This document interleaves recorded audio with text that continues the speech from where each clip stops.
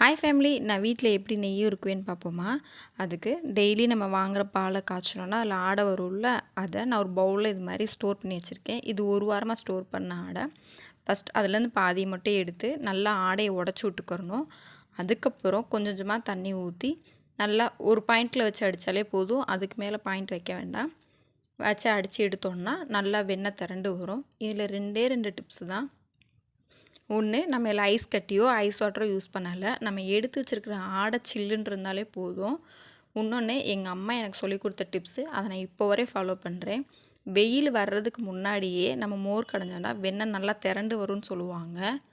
ஒன்று, காலையில் வெள்ளனமாக நெய் உருக்கிடணும், இல்லைன்னா ஈவினிங் போல் பண்ணணும். அப்போ தான் வெண்ணெய் நல்லா திரண்டு வரும்னு சொல்லுவாங்க. இந்த மாதிரி ஒரு வடைச்சட்டியில் நம்ம ரெடி பண்ணியிருக்கிற வெண்ணெயை நல்லா 2 தடவை கழுவிட்டு உருக்கி எடுத்தோன்னா நம்மளோட நெய் ரெடி.